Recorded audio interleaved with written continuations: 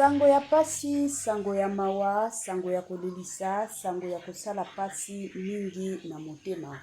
Koya kolala kolamuka na basango ya pasi, koya kolala kolamuka na basango ya mawa, koya kolala kolamuka na basango ya kosala pasi mingi na motema. Matanga bandeko na ngai, matanga. Ba comédien bazo continuer ka kufa. Ekomi kosala ka pasi pe mawa concernant liwa oyo ekomi koleka na kati surtout ya ba comédien bandeko na ngai. Epsali pasi kande tolobaka toujours vanité de vanité, tout est vanité. Na se ya moi toza baleki nzela, na se ya moi toza ba pèlerin, na se ya moi biso nyonso tout un jour tokokufaka. Eza bongo bandeko na nga ekomi kosala pasi pe mawa. Makambo ya matanga, makambo ya liwa, sango ya pasi pe mawa, oyo touti kozwa lelo, oyo kokufa ya comédienne na biso bandeko na nga, ekomi kosala ka pasi pe mawa. Grande ma joie de vous retrouver encore cet après-midi, surtout sur notre chaîne Étoile Lune Inès TV. Salut cher Bouchou, salut cher abonnés, salut cher connaisseurs. Salut surtout les amis de Étoile Lune Inès TV. J'espère que vous allez bien. Quant à moi, je suis bien, super bien par la grâce de Dieu. Chers Bouchou, chers abonnés et chers connaisseurs, yalelo toye lisusu bandeko nanga, toye na sango, toye lisusu bandeko nanga, toye na makambo ya matanga concernant comédienne na biso bandeko nanga oyo auti kotika biso na midi ya lelo bandeko nanga kolala kolamuka na basango concernant liwa ya comédienne Odile. Na bandi ebela batu biso nyonso toyebi comédienne wana bandeko nanga eza kutu ata makambo ko bomba te, eza kutu ata makambo ya koyokela soni te. Comédienne na biso na kombo ya Odile abandaki ko jouer na groupe ya Les Bons Samaritains. Groupe ya Les Bons Samaritains eza bongo groupe ya Pasteur de la Foi. Pasteur de la Foi oyo tobengaka Pasteur Jean-Paul Mayata. Yende mukolo groupe wana ya Les Bons Samaritains. Pasteur de la Foi abanda groupe wana kala. Abanda penza groupe wana kala ezalaki na ye nzela moko pe façon moko ya ko evangelizaka toujours batu. Ezalaki ka na ebandeli penza ya ministère na ye. Tango ka ministère na ye ezalaki na ebandeli bino moko boyebi tango ministère ezalaka toujours na ebandeli. Mutu nyonso alingaka toujours komeka. Surtout soki na église batu bazo yate, batu malonga bazo kota te, en tout cas la plupart surtout ya batu balingaka toujours koluka ba stratégie mosusu oyo bakoki kosala.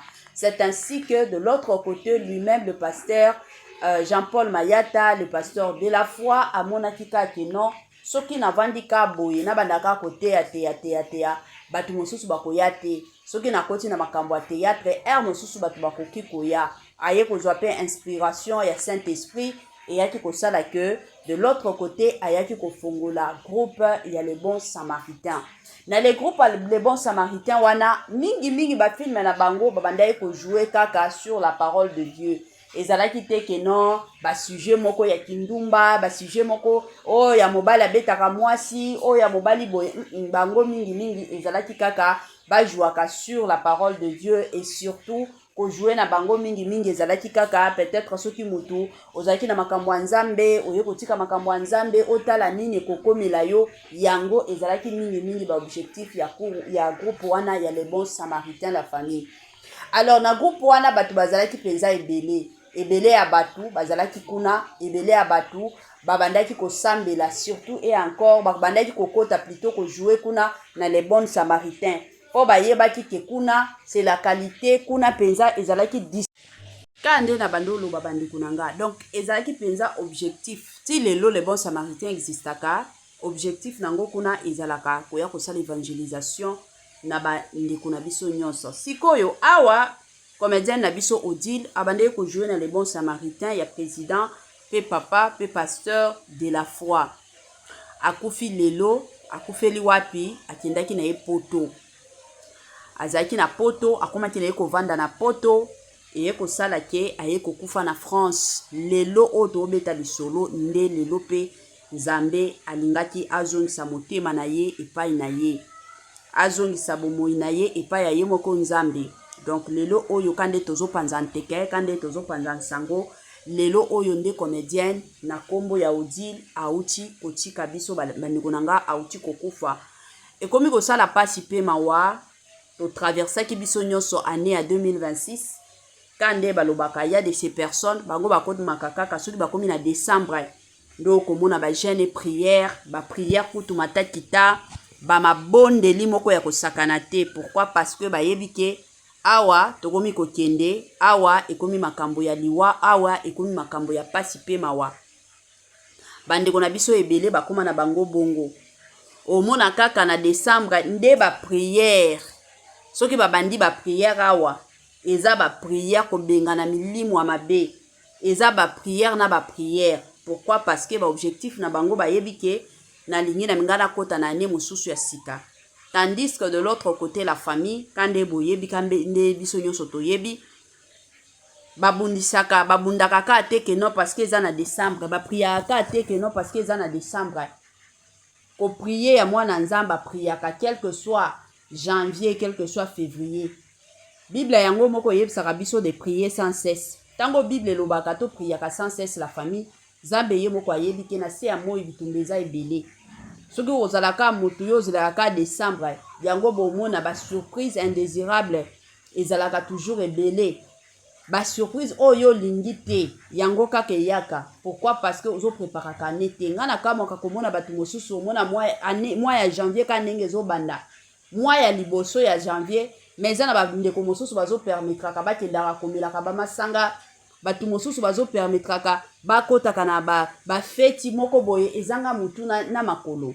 Ngana yebisaka toujours batu mois ya janvier ezalaka mois moko ya kopreparaka ane. Ata soki okogene ba jour nyonso te zo ata 2 jours apamba otiaka ane ndenge ezobandaka na maboko ya Nzambe.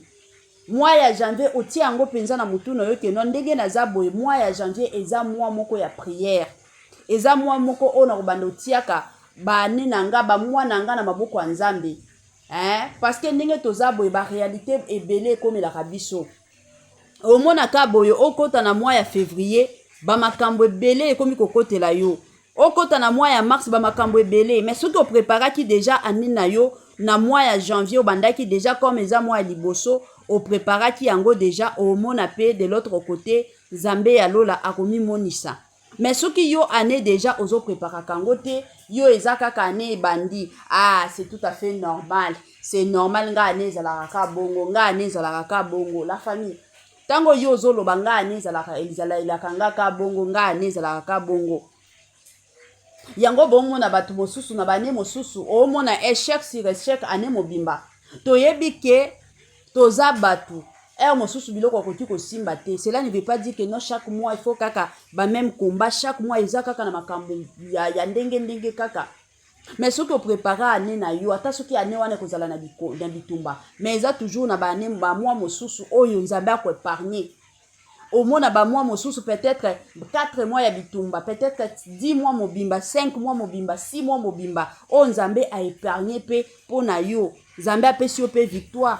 Nzambe asaleli yo pe ya malamu. Ba bitumba na ba vie bandeko nanga esilaka te.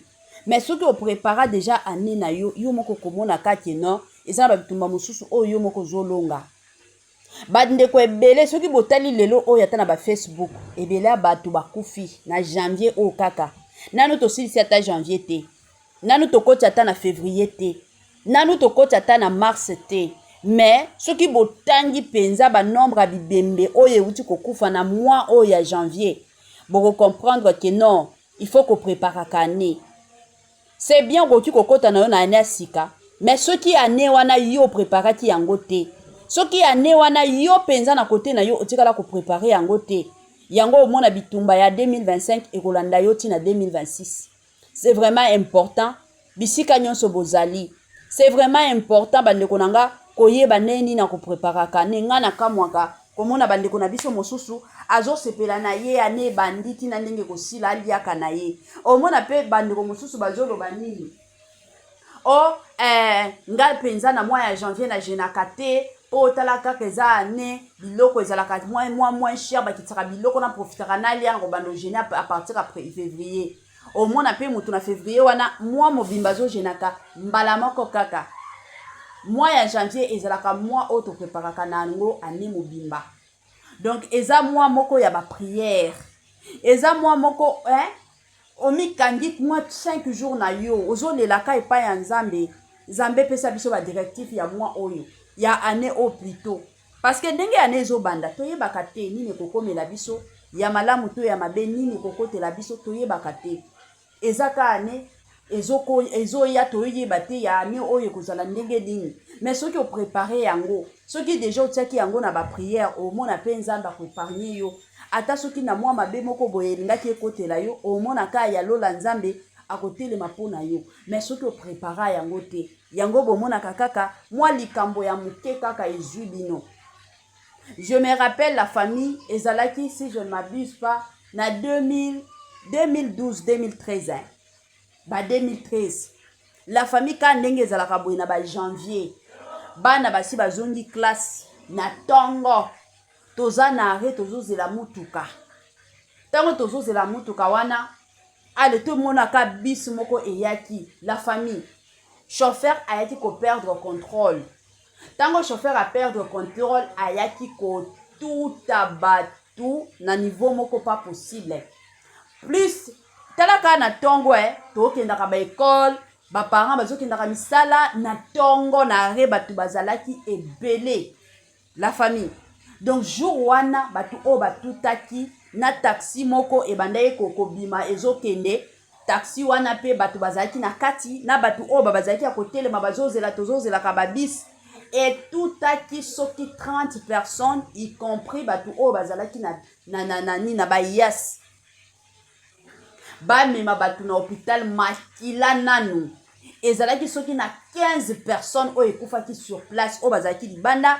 Batu o bazalaki pe na bayas la famille. Bazalaki soki 10 personnes o bakufaki sur place. Ba o monsusu babande kolobata te. Bazo pe mame kolobezalaki te. Na mois ya janvier. Mais babiso oh par la grâce de Dieu na ndenge to chapaki luwa wana bandeko nanga ezaka nzambe. Pourquoi? Parce que to prépara déjà, to bandaki déjà ko préparer mois ya janvier. Oh batu mosusu batikala ko préparer te. Oh batu mosusu oh batu ebele ba négligaka. Au mon année bandi boye ye a préféré na ye aliaka. Kolia o liaka chaque jour. Bilier la o to liaka chaque jour. Bilier ekimaka nango te. Bilia oyo lobaka bandeko nanga ekimaka te pe ekotikala kokima te. Bilia oyo ezalaka nango chaque jour. O se privé mosusu lobi ke non awa penza na kolia te. Natia nanu année oyo ezobanda na maboko ya Nzambe, surtout biso ba parents. Nga na betaka penza sete na ba parents. Nga na lobaka toujours parents soki déjà okomi na sens wana ke non oza papa, oza maman, oza na bana na se ya moyi. Bana wana ezana bana ebele bayebi na bango kosambela te. Bana ebele ezalaka bino ba parents biso ba parents nde photo sambelaka pona bana na biso. Soko yo parents déjà dès le départ oyebi na yo ko préparer année na yo te na maboko ya Nzambe. Soko bana na yo osala ndenge nini? Nani muto kosambela pona bana na yo? Bana na yo moko nani muto koya kosambela pona bana na yo? La famille. To préparaka ba année. Eza vraiment important. Bandoki balandaka batu eza te ke non parce que bakokaki ko boma yo te na 2025 na 2026 o bakotika yo ba ko continuer kaka. Parce que na 2025 eza na makambo mosusu echapaki etikala ko joa yo te, mais soki na 2026 okozala na ba distraction yo moko ndo koyeba. Batu bazwa kokufa nga na nzomona chaque fois que soki na kotika na Facebook o tala ka bilongi ya batu o bazo kufa. Et surtout dans la plupart des cas eza kuto tate ke no batu babelaki bakobela na bango wana eumela nango te. Eza kobela moko ka ya mbangu o muto akufi. Tala kutu histoire ya ndeko na biso o mosusu o ya utaki kotika biso. La fille wana na bosani mwa kombo na ye. O ya lingaki akende musala ba jour nyonso ye moko akumbaka kendaka na mutuka na ye na musala. Mais jour wana amonika ke no lelo na lingi peza kokende na mutuka na ngate. Asengi chauffeur. Comme chauffeur ozo kende tika bana, kende kaso tika ngape après ko tika bana na école.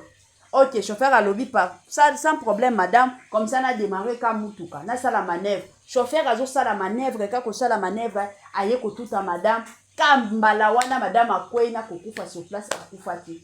Wana nyonso bo loba nini? eza kata ya liwa na ye eza tan ya liwa na ye te mwana mwasi wana azalaki mwana moke aza penza mwana moke atiki bana mike la famille atiki penza bana mike wana nyonso eza bitumba famille oyo penza ebando luka ye depuis 2025 na 2025 etikala kozwa ye te nde planifie moni na 2026 oyo tika tozwa ye bolongwa na badistraction bato ebele baza kokufa liwa oyo ekomi ya partout donc soki oza keba okendeka bongo en tout cas ezosalaka pasi yango toye kopresente basincere condoléance na famille ya ndeko na biso comédienne na nkombo ya Odile toye mpe kopresente basincere condoléance epai ya groupe nanu le bon samaritain wana tokei lisusu kopresente basincere condoléance na pasteur de la foi pasteur Jean-Paul Mayata bisika nyonso bozali toyebi ke aza moko ya bacomédienne na bino Zambe alola apesa bino ka makasi kande tolobaka biso moko kokufela ezalaka chose facile te mutu oyo nani watikala kokufela te mosusu oloba kaka mes condoléances koleka nango ezaka situation mais mutu oyo déjà si akufela ayebi pasi ya kokufela ndenge ezalaka yango toye penza na pete nyonso na kitoko nyonso koya kopresente basincere condoléance Zambe alola a consoler famille nyonso mobimba Zambe alola a consoler ba camarades a consoler vraiment groupe na ye ya les bons samaritains toyebi ke ce n'est pas facile Zambe alola apesa bino makasi surtout ya ko surmonter situation pe étape oyo po toyebi ke eza étape moko eza vraiment et encore très difficile Zambe abomba bino Zambe azala toujours et encore elongo na bino na système pe na ndenge moko ya kitoko voilà tokomi na mwa suka partage na biso ya lelo kande tolobaka toujours et encore la famille en tout cas ba onyo se batiela ki biso ba j'aime te botiela biso ba j'aime kosala ki commentaire na yo te salelanga commentaire partagez lenga vidéo et kosalanga malamu mingi permettez-moi surtout de vous dire bye et à la prochaine ciao.